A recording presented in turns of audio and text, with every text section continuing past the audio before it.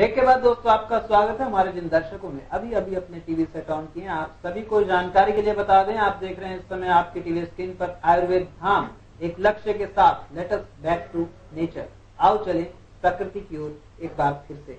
और सवालों का सिलसिला हमारा जारी है डॉक्टर साहब के लिए। डॉक्टर साहब, ब्रेक पे जाने से पहले इतनी बेहतरीन चर्चा हुई है, बालों से संबंधित महत्वपूर्ण जानकारी आपने दी। यहाँ पर सुरेंद्र जी हैं जो रायपुरा से संबंध रखते हैं, रायपुरा के रहने वाले हैं। इन्होंने कहा है कि बालों के सफेद होने की समस्या से ये परेशान है और अभी इन्हें महसूस होता है कि इनकी उम्र जो है वो नहीं हुई है कि बाल सफेद हो। देखो, बालों का सफेद होना एजिंग प्रोसेस है, लेकिन तब जब बाल 40 साल के बाद सफेद हो। अगर किसी कारण से बाल 40 साल से पहले सफेद हो रहे हैं तो we called it premature greying of hairs, कम उम्र में बालों का सफेद होना। और आजकल का जो स्ट्रेस है, भागदौड़ का जीवन है, फास्ट फूड संस्कृति है, तनाव भरा माहौल है, तो उसके अंदर उस वजह से ये चीज बहुत ज्यादा देखने में आ रही है। इवन 5 से 6 साल तक के बच्चे भी आते हैं कि माएँ कहती हैं कि इस उम्र के अंदर हमारे बच्चे को बाल सफेद होने शुरू हो गए। उनका भविष्य कैसा रहेगा अगर इस उम्र में वो बाल सफेद होने? हाँ, तो उनको बहुत ही ज्यादा केयर करनी होगी। और ये एक अच्छी न्यूज, एक बुरी बात के साथ एक अच्छी न्यूज ये है कि अगर समय रहते हम चेत जाएं तो इस समस्या से पार पाया जा सकता है। इस समस्या का समाधान विज्ञान के पास अवेलेबल है। अभी थोड़ा सा आश्वासन देना चाहेंगे हम लोग सब सुरेंद्र जी, जो आपने कहा है कि आपको स्वयं भी महसूस हो रहा है कि आपकी उम्र नहीं हुई है बाल सफेद होने की। डॉक्टर साहब का कहना है कि यदि आप सचेत रहें तो इस समस्या का समाधान भी है। अब आप जरा ध्यान से सुनिएगा कि समाधान क्या है। जी डॉक्टर साहब, आप जरा और हौसला अफजाई कीजिए सुरेंद्र साहब की। ये चर्चा में हम काफी बार बात कर चुके हैं कि बाल जो काले होते हैं उसके पीछे एक हार्मोन होता है मेलानिन, जो उत्तरदायी होता है। अगर किसी वजह से मेलानिन को बनाने वाली कोशिकाएं, जो मेलानोसाइट जिनको कहा जाता है, वो काम करना कम कर दें तो बालों को मेलानिन मिलना कम हो जाता है। तो उसकी वजह से वो बाल सफेदी की तरफ बढ़ने लगते हैं। अब वो कितनी तेजी से निष्क्रिय होती हैं वो कोशिकाएं मेलानिन बनाने के लिए, ये देखने की बात। अगर वो बहुत ज्यादा तेजी से हो रही हैं तो इसका मतलब कहीं ना कहीं पैथोलॉजिकल स्टेट है। तो उसका अगर समय से निदान हो जाए तो हम उसको रोक सकते हैं। और जो बाल काले से सफेद हुए हैं और उनको भी हम वापस सफेद करने की तरफ जा सकते हैं। थोड़ा सा लंबा टाइम लगता है, 6 महीने से 1 साल का समय पेशेंट को लगता है। और बाल धीरे धीरे करके जो काले से सफेद हुए हैं वो सफेद से दोबारा काले होने शुरू हो जाते हैं बाल। संभव है ये नहीं। 100 में से 90 पेशेंट को बाल अगर समय से चेत जाए और इलाज पे चले जाएं तो बहुत बड़ा आंकड़ा है ये, 90% पेशेंट के बाल सफेद से काले हो जाते हैं।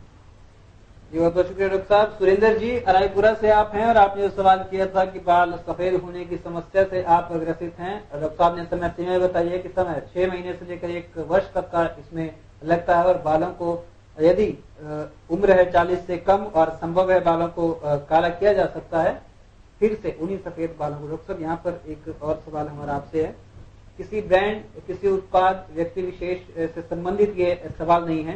एक सवाल हमारा है डॉक्टर साहब, जनहित में हम आपसे जानना चाहते हैं। कई बार विज्ञापनों में ये दावे किए जाते हैं कि मात्र एक ही कोट से यदि कोई भी डाई किया जाता है तो बाल हमेशा के लिए काले हो जाएंगे। यदि बालों में डैंड्रफ की समस्या है तो एक ही धुलाई में बालों से ये समस्या ही चली जाएगी सदा के लिए।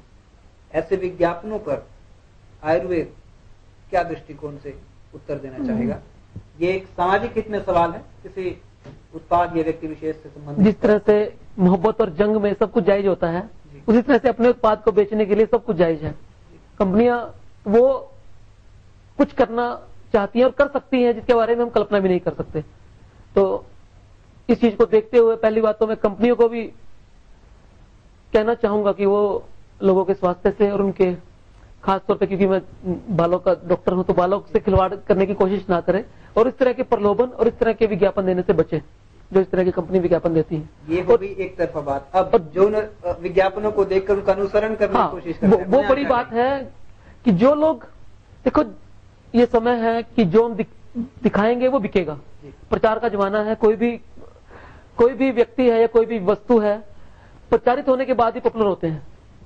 ठीक है, तो इसलिए मेरा निवेदन उन दर्शकों से है, उन कंज्यूमरों से है जो अंधाधुंध उत्पाद को टीवी के माध्यम से, अन्य प्रचार माध्यमों से देखते हैं और उसको अपने जीवन के अंदर इस्तेमाल करना शुरू करते हैं, वो बिल्कुल कतई भी ऐसा ना करें, और करेंगे तो नुकसान में रहेंगे। कारण यह है कि देखो, जब भगवान ने बीमारी बनाई है तो उसका समाधान भी दिया है, लेकिन उसका एक रास्ता है।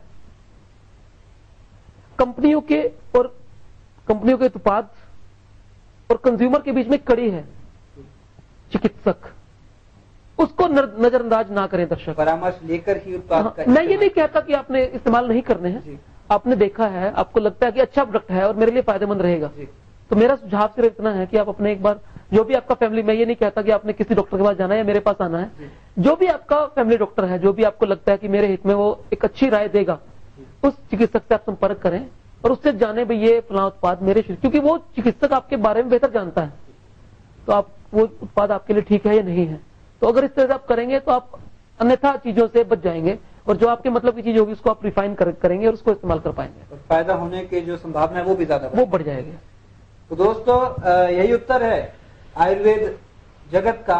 आप सभी को, आप सभी बुद्धिजीवी हैं, पढ़े लिखे लोग हैं, यदि कोई ऐसे प्रलोभन देकर, विज्ञापन प्रकाशित कर आपको लालच दे रहे हैं कि एक ही वॉश में जो है डैंड्रफ बिल्कुल सदा के लिए समाप्त हो जाएगा, फिर इस डाई का एक बार इस्तेमाल करने से जो है हमेशा के लिए बाल काले हो जाएंगे, किसी ब्रांड, किसी व्यक्ति विशेष पर हमारा ये कोई कटाक्ष नहीं है, बल्कि एक सामाजिक हित में ये प्रश्न इस मंच के माध्यम से आप तक पहुंच रहा है। आपको हम यही कहना चाहेंगे, किसी भी पदार्थ, किसी प्रोडक्ट को इस्तेमाल करने से पहले उनकी हिस्ट्री जरूर आप जान लें।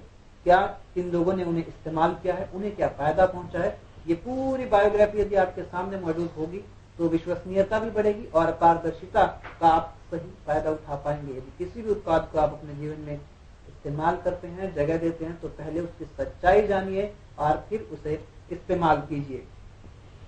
आयुर्वेद की सच्चाई तो आप जानते ही हैं, प्राचीन भारतीय पद्धति है, इस पर कोई शक नहीं कर सकता।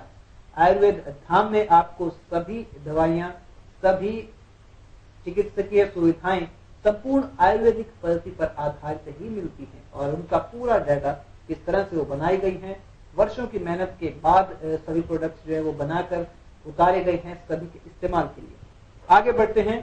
संगीता मेहता जी हैं, डॉक्टर साहब, करनाल से संबंध रखती हैं, और इन्हें भी यही समस्या है कि बालों में दोमुहापन ये महसूस कर रही है। संगीता मेहता जी करनाल से हैं और दोमुहे बालों की समस्या से जो है ये परेशान है। इन्हें आप क्या कहना चाहेंगे कि ये क्या समस्या है और कब तक? महिलाओं में दो मुहा होना बालों की आम समस्या है। उसके कारण होता है कि बाल महिलाओं में लंबे होते हैं। लंबे होने की वजह से पोषण एंड तक नहीं पहुंच पाता है। पोषण ना पहुंचने के भी बहुत सारे कारण हैं कि जितनी केयर करनी चाहिए बालों की और जितना संतुलित भोजन लेना चाहिए उतनी महिलाएं नहीं ले पाती हैं। बाल चमड़ी का एक हिस्सा है। चमड़ी को काम करने के लिए कम से कम 7 से 8 गिलास पानी की जरूरत होती है। जब हम पानी नहीं पीते हैं तो बालों तक वो पानी नहीं पहुंचता, तो बाल सूख जाता है और सूख के बीच में से बाल फट जाता है। जैसे एक लकड़ी आपने देखी होगी, सूखी हुई लकड़ी को बीच में से फटने में आसानी होती है, और कोई गीला तना है या गीली लकड़ी है उसको आप चाहकर भी उसको नहीं उसको तोड़ सकते, पर बहुत मुश्किल होता है। तो बाल बिल्कुल इसी तरह से हैं। अगर बालों को पूरा पोषण, पूरा मॉइस्चर नहीं मिलेगा तो पोषण ना मिलने की कमी से बाल सूख जाएगा और वो 2 हिस्सों में बढ़ जाएगा। इसे ही बाइपोलर हेयर या 2 मुंहे बाल बोलते हैं। इसका सबसे बढ़िया और आसान तरीका यह है कि आप बालों को बढ़िया पोषण दें, खान पान बढ़िया रखें, पानी खूब ज्यादा पिएं, अच्छा कोई एक तेल इस्तेमाल करें। अगर फिर भी आपको लगता है कि ये समस्या बढ़ती जा रही है, फिर कई बार ये होता है कि किसी और बीमारी के फलस्वरूप ये दिक्कत शरीर में पैदा होती है, न्यूट्रिशन डिफिशिएंसी हो सकती है, तो उसको पता लगाने के लिए आप चिकित्सक से संपर्क करें। पहले आप कोशिश करें कि इन चीजों से अगर ठीक हो जाता है तो बहुत बढ़िया है। अगर आपको लगता है कि ये रूटीन केयर करने से भी नहीं ठीक हो पाता है तो फिर चिकित्सक को दिखाएं और इसका पूरा इलाज संभव है। बहुत बहुत शुक्रिया डॉक्टर साहब। संगीता मेहता जी, करनाल से आप हैं और आपने सवाल पूछा है, आयुर्वेद धाम के माध्यम से आपको इसका उत्तर भी मिला है। बाल यदि 2 मुंहे हैं तो उसकी वजह क्या होती है? आप अपने खान पान में ये परिवर्तन अवश्य करें जो डॉक्टर साहब ने अभी अभी आपको निर्देशित किया है। आगे बढ़ते हैं इस कार्यक्रम में। हमारे पास 3 शख्स हैं। विवेक अरोड़ा जी जो करनाल से हैं, राम साहब जो नीलोखेड़ी से हैं, और रवि साहब जो करनाल से। ये जानना चाहते हैं डॉक्टर साहब, बालों में गंजेपन की जो समस्या होती है, एलोपेशिया एरियाटा, इसके बारे में इन्होंने स्पेशली मेंशन किया है। ये और जानना चाहते हैं कि आखिर इस समस्या की सच्चाई क्या है, और यदि इन्हें महसूस होता है कि इनके परिवार में आसपास किसी को भी ये समस्या होती है तो उसका सही इलाज क्या ये बालों की बहुत ज्यादा कॉमन समस्या नहीं है, लेकिन इसके केसेस देखने में मिलते हैं। इसको पैची हेयर लॉस बोला जाता है। सिर के बीच में, सिर स्काल्प के किसी भी हिस्से में इरेगुलर या रेगुलर शेप के पैचेज बन जाते हैं, जैसे 25 पैसे के आकार का या 50 पैसे के आकार का, सिक्के के आकार का, और पैची हेयर लॉस इसे बोला जाता है। एक से लेके मल्टीपल ये हो सकते हैं सिर के अंदर, इवन सिर के साथ साथ दाढ़ी मूंछों में भी हो सकते हैं। तो इसे पैची हेयर लॉस या एलोपेशिया एरियाटा बोला जाता है।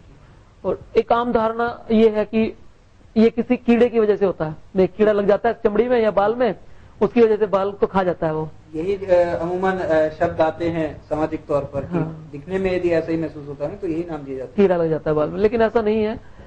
शरीर की अपनी प्रतिरोधक क्षमता जो होती है, इम्यूनिटी जो शरीर की हम बोलते हैं, वो शरीर को खाना शुरू कर देती है खुद ही। शरीर की जो प्रतिरोधक क्षमता है वो स्वयं को ही नुकसान पहुंचाना शुरू कर देती है। तो उसकी वजह से किसी पर्टिकुलर हिस्से से सिर के या दाढ़ी मूंछों के वो बाल निकल जाते हैं गुच्छों के रूप में। तो पूरा का पूरा एक एरिया बाल टेलोजन फेस में ले जाता है। वो टेलोजन फेस वाला बाल तो आपको पता ही है कि वो एक बार जाने के बाद निकल जाएगा।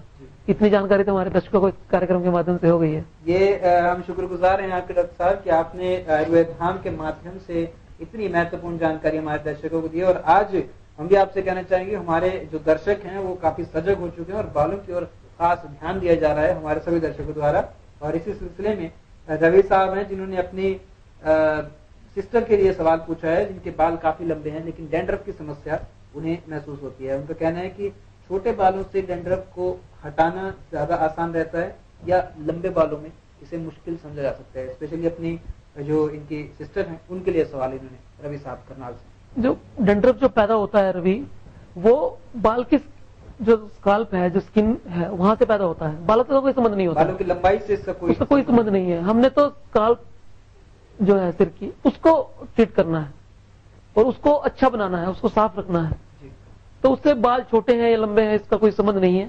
थोड़ी सी बनिस्बत अगर हम ये बात करें कि आपको केयर करने में थोड़ी सी मुश्किल लंबे बालों में रहती है, वो एक जेन्युइन समस्या है। अगर आप सुंदर दिखना चाहते हैं, बालों को लंबा करना चाहते हैं, तो वो समस्या तो रहेगी। उसका इलाज तो मेरे पास या किसी और के पास नहीं है। ख्याल रखना भी स्वाभाविक ही है। तो हर चीज के दो पहलू होते हैं। जब कुछ चीज अच्छी होती है तो साथ में कुछ परेशानियां भी वो लेके आती है। तो अगर आप बाल लंबे, लेकिन इस बात का उससे कोई संबंध नहीं है कि जो डैंड्रफ है वो छोटे बालों में ज्यादा आसान, ऐसा नहीं है। हम दोनों ही बालों में उसकी केयर कर सकते हैं। जो भी हम ट्रीटमेंट चाहते हैं देना, वो दोनों बालों में दिया जा सकता है। बहुत बहुत शुक्रिया डॉक्टर साहब। रवि साहब करनाल से आप हैं, जो आपने सवाल पूछा था डैंड्रफ की समस्या यदि लंबे बालों में आप अपने किसी भी पारिवारिक सज्जन के पास महसूस कर रहे हैं तो उसका भी जो इलाज है वो उसी अनुसार किया जाता है जैसे किसी छोटे बाल वाले व्यक्ति का किया जाता है। और ये संपूर्णतः संभव है। बालों की जो डैंड्रफ की समस्या है उसके लिए जब तक आपको लगता है कि चिकित्सक तक पहुंचने का समय नहीं आया है, तब तक आप इस्तेमाल कर सकते हैं वर्धिनी हेयर ऑयल और वर्धिनी हेयर शैम्पू, जो आसानी से हर जगह उपलब्ध है। और यदि आपको समस्या आती है तो आप स्क्रीन पर दिए गए इस नंबर पर तुरंत संपर्क करें। वर्धिनी हेयर ऑयल और वर्धिनी हेयर शैम्पू कहाँ से आप प्राप्त कर सकते हैं, ये भी आपको जानकारी इसी नंबर के माध्यम से मिलेगी। और हमारे सभी दर्शकों से हम ये अनुरोध करना चाहेंगे कि कोई भी प्रश्न इस परिचर्चा के माध्यम से आपके जहन में उठता है, उसका उत्तर जानने के लिए आप निःशुल्क पंजीकरण करवा सकते हैं इस नंबर पर आयुर्वेद धाम में संपर्क करके। डॉक्टर मुकेश अग्रवाल जी, जो राष्ट्रीय पुरस्कार से सम्मानित हो चुके हैं, इसी तरह के सामाजिक कार्यों के लिए जनता में जागरूकता फैलाने के लिए उनका एक और मकसद भी है कि आओ वापस लौट चलें प्रकृति की ओर। और डॉक्टर साहब, ये जो शब्द हैं सुनने में ही इतना आनंदमय महसूस होते हैं सभी के लिए, आओ लौट चलें प्रकृति की ओर। इसी संदर्भ में आप हमारे दर्शकों को, आज ये हमारा अंतिम सवाल नहीं कहेंगे हम इसे, आपकी तरफ से हम संदेश चाहेंगे हमारे सभी दर्शकों की, आओ लौट चलें प्रकृति की ओर। कैसे वो इसे चरितार्थ रूप में अपने जीवन में जो है संभव कर सकते हैं। 2000 में हमने एक मिशन शुरू किया था, आयुर्वेद जागृति मिशन। उस मिशन को पहचान देने के लिए हमने जो उसका एक पंच लाइन जिसे बोलते हैं वो बनाई थी, आओ वापस प्रकृति की ओर लौट चलें, let us move back to the nature. और ये हम करनाल में रहते हैं, हर व्यक्ति की इच्छा ये होती है कि हम संसार को देखें, उस परमात्मा ने उस प्रकृति को कितना सुंदर, कितने अलग अलग विभिन्न रंगों से सजाया उसको देखें। यहाँ पर बैठकर हम सूरज देखते हैं, तारे देखते हैं, चांद देखते हैं, लेकिन प्रकृति में बहुत सारी चीजें हैं, पहाड़ हैं, हरी भरी वादियां हैं, झरने हैं, समुद्र है। तो लोगों के मन में इच्छा होती है कि पूरे उन दृश्यों को अपने जहन के अंदर, अपनी आंखों के अंदर पूरे जीवन के लिए बसा लें। लेकिन इस सृष्टि को बनाने के लिए जो एक सपना भगवान के मन में था, वो मात्र ये नहीं था कि वो लोग उसको देखें और खुश हों। उसने दो कारणों से ये सपने को अपने मन में जन्म दिया और इस सुंदर सृष्टि की रचना की। पहला कारण वो कि जिससे हम बात करते हैं कि हम इस प्रकृति को देखें, इसकी सुंदरता को निहारें। और दूसरा कारण, इसको सहेज कर रखें। इस दूसरे चीज से हम वंचित होते जा रहे हैं। इसलिए आयुर्वेद धाम की एक कोशिश थी कि आयुर्वेद जागृति मिशन के माध्यम से हम वापस प्रकृति की ओर चले, पहले खुद चलें, फिर लोगों को अपने साथ लेके चलें। जैसे आपने मजरू सुल्तानपुरी का एक शेर सुना है, मैं अकेला ही चला था जाने वे मंजिल मगर लोग साथ आते गए कारवां बनता गया। तो एक ऐसी शुरुआत हमने की और आज हमारे साथ आयुर्वेद जागृति मिशन के साथ लगभग 9000 डॉक्टर्स 45 देशों से और लाखों की संख्या में लोग जुड़े हुए हैं, जो इस प्रकृति का आनंद भी लेते हैं और उसको सहेज के रखने में काम भी करते हैं। और बहुत सारी ग्लोबल जो ऑर्गेनाइजेशन हैं वो इस आयुर्वेद जागृति मिशन के साथ कंधे से कंधा मिलाकर काम कर रही है। पिछले दिनों हमारे पास वर्ल्ड हेल्थ ऑर्गेनाइजेशन से, WHO से भी प्रपोजल आया था कि आप लोग हमारे साथ भी इस दिशा में अगर काम कर सकते हैं तो हम बैठ के बात कर सकते हैं इस सिलसिले में। तो मैं आप इस मंच के माध्यम से ये शेयर करना चाहूंगा और मुझे बड़ी खुशी होगी कि करनाल के लोग भी अगर आयुर्वेद जागृति मिशन के सदस्य बनना चाहते हैं या प्रकृति की तरफ एक कदम बढ़ाना चाहते हैं, प्रकृति को की सुंदरता निहारने के साथ साथ उसको सहेज के रखना चाहते हैं, तो उनका हमारे साथ चलने के लिए स्वागत। बहुत बहुत शुक्रिया डॉक्टर साहब इस सामाजिक संदेश के लिए। तो दर्शकों, आयुर्वेद जागृति मिशन आपको एक मौका देता है, एक अवसर देता है और खुद भी कार्य करने का एक आपके पास मौका रहता है कि आप प्रकृति को, जो आज हम देख रहे हैं, आने वाली पीढ़ी के लिए इस प्राकृतिक संपदा को जरूर संजो कर रखें। और जब हम देखें कि आने वाली पीढ़ी इस प्राकृतिक संपदा को अपने हाथों में संजो रही है, उसे आगे बढ़ाने के लिए, तो इसे और भी सुंदर स्वरूप देकर आप उन्हें जरूर सौंपे, क्योंकि हम भी प्राकृतिक हैं और यह प्रकृति भी हमारी ही है। इस हफ्ते आयुर्वेद धाम में फिलहाल इतना ही। आप देखते रहिए तेज नजर और दीजिए हमें इजाजत।